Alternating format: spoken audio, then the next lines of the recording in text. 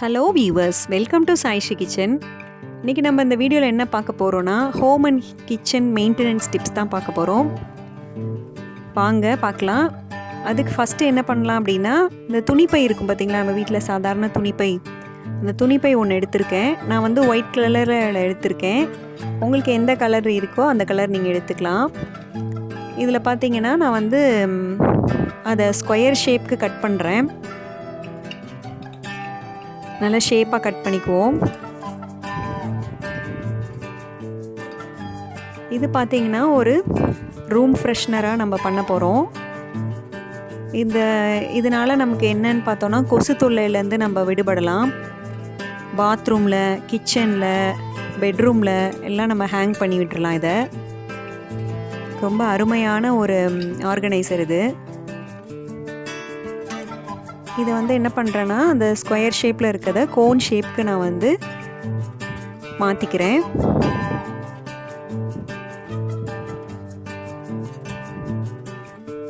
நான் வந்து கம் போட்டு அதை கோன் ஷேப்க்கு பண்ணிக்கிறேன்.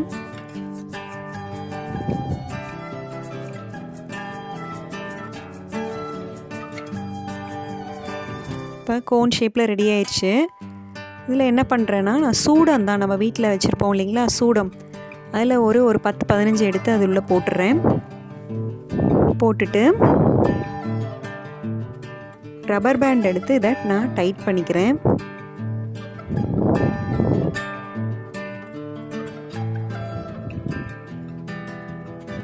இதே மாதிரி இன்னொரு ஸ்கொயர் ஷேப்பில் கட் பண்ணி வச்சதையும் எடுத்து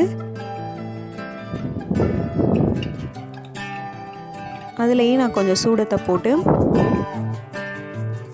இந்த ஷேப்லேயும் நம்ம வந்து வச்சுக்கலாம். கோன் ஷேப்பில் வரலன்னா இந்த மாதிரி நம்ம முடிச்சு மாதிரி வச்சுக்கலாம்.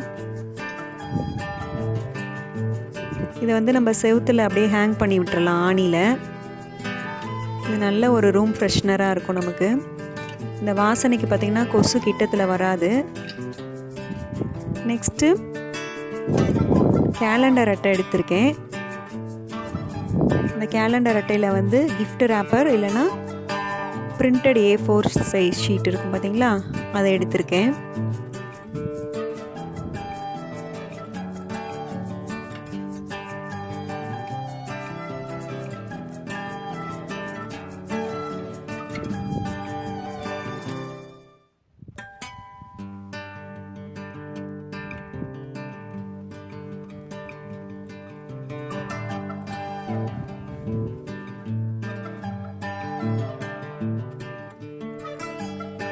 நல்லா கம் அப்ளை பண்ணிவிட்டு நம்ம வச்சுருக்கிற பேப்பரை நம்ம வந்து ஒட்டிக்கலாம்.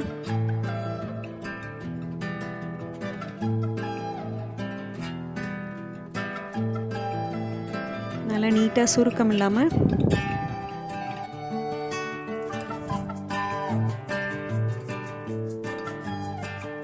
ஒட்டி வச்சாச்சு.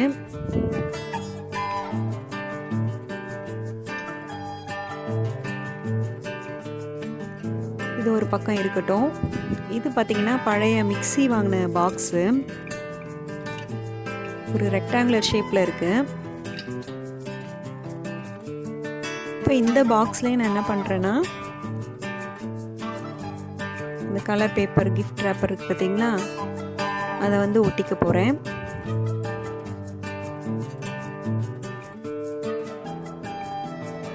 இது பார்த்திங்கன்னா ஆன்லைனில் கிடைக்கிற ஒரு ஆர்கனைசர் தான். ஒரு 1000 ருபீஸ்க்கு குறைஞ்சி நம்ம இந்த ஆர்கனைசர் வாங்க முடியாது.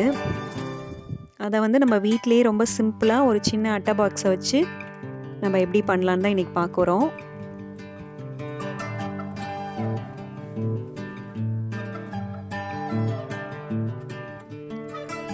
அடியில் இதே மாதிரி செலோ டேப் போட்டு ஒட்டிக்கணும்.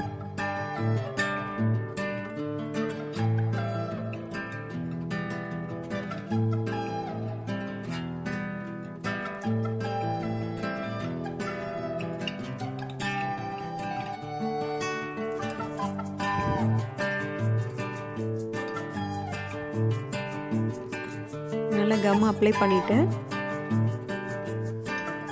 நம்ம எல்லா பக்கமும் இதே மாதிரி ஒட்டிக்க வேண்டியதான்.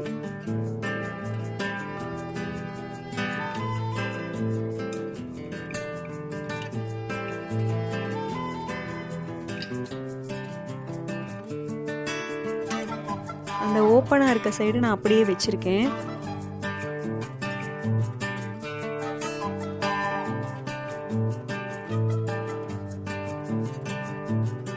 இது பார்த்திங்கன்னா நம்ம வந்து பசங்களுக்கு study table, teapoy, side table இந்த மாதிரி நம்ம யூஸ் பண்ணிக்கலாம்.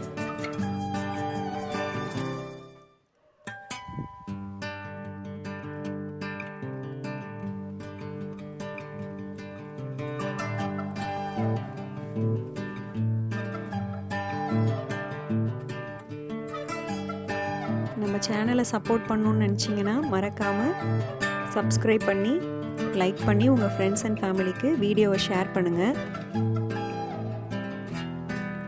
ஒட்டிட்டு இப்போ என்ன பண்ணுறோன்னா, மேலே வந்து நம்ம தனியாக வச்சுருந்தோம் பார்த்திங்களா அந்த கேலண்டர் அட்டையை, அதையும் நம்ம வந்து அந்த அட்டை பாக்ஸ் மேலே ஒட்டிட்டோம். இப்போ பார்த்திங்கன்னா ஓப்பனாக வச்சுருக்கோம் இல்லைங்களா, அதில் வந்து இந்த மாதிரி புக்ஸு, ஏதாவது திங்ஸு இதை வச்சுக்கலாம். பாருங்கள் எவ்வளோ ஒரு நீட்டான ஒரு ஸ்டடி டேபிள் ஆகிடுச்சு இது. சுற்றிலும் நம்ம வந்து இந்த கிஃப்ட் ரேப்பரை தான் போட்டிருக்கோம். அருமையான ஸ்டடி டேபிள் ரெடி ஆயிடுச்சு. நெக்ஸ்ட்டு வந்து இது ஒரு அருமையான கிச்சன் டிப்பு. இது வந்து டீ வடிகட்டி ரொம்ப வந்து கருப்பாக இருக்குது பார்த்தீங்களா.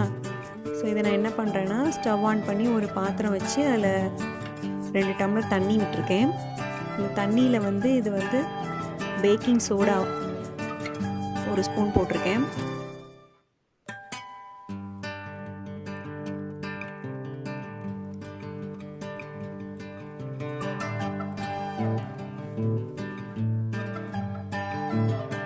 இது வந்து கொஞ்சம் கொதிக்கட்டும் நல்லா.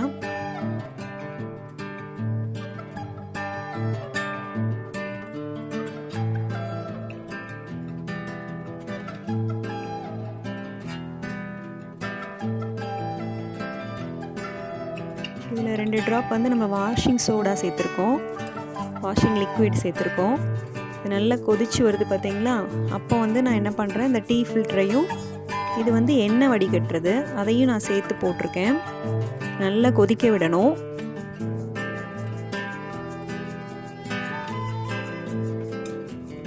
ஒரு 10லேருந்து 15 நிமிஷம் வரைக்கும் நல்லா கொதிக்க விடணும். இங்கே பாருங்கள் அந்த கலரே சேஞ்ச் ஆயிடுச்சு, தண்ணியோட கலரே. அதில் டீ வடிகட்டியில் இருக்கிற அந்த கரையெல்லாம் உள்ளே இறங்கிருச்சு. இப்போ வந்து ஒரு ப்ரஷ் போட்டு நம்ம அந்த விம் பாரை வச்சுட்டு நல்லா தேய்ச்சி எடுக்கணும். அப்போது அதில் அடைச்சிட்ருக்க அந்த டீ தூள், காஃபி தூள் அதெல்லாம் வந்து கீழே விழுந்து நல்லா நமக்கு சூப்பராக ஆகிடும் அந்த டீ ஃபில்டர்.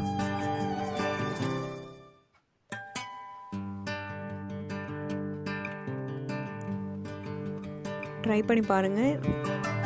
பாருங்கள் எவ்வளோ அருமையாகிடுச்சுன்னு. கொஞ்சம் லைட்டாக அங்கங்கே இருக்குது, அதை திரும்பவும் நம்ம இதே மாதிரி அடிக்கடி செஞ்சோன்னா சூப்பராகிடும்.